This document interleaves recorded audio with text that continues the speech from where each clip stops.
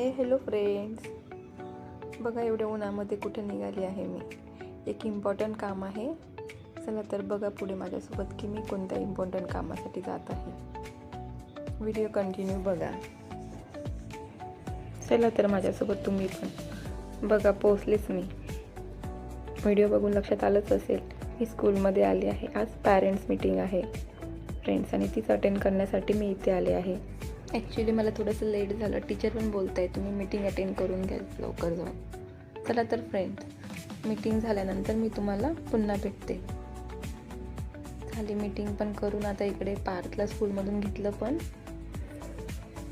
आणि आता आम्ही दोघं निघालो आहे घरी जाण्यासाठी. तर बाकी तुम्ही कसे आहात सर्व फ्रेंड्स? मजेत ना? मजेतच असायला हवं.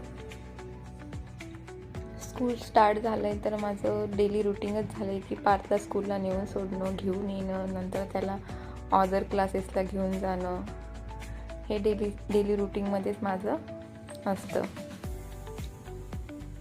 बाकी तुम्ही सांगा तुमचं काय असतं डेली रुटीन? तुम्ही पण माझ्यासारखंच असं डेली नेऊन आणून सोडण्याचं काम करता का? ते करत असेल तर मला कमेंटमध्ये नक्की सांगा.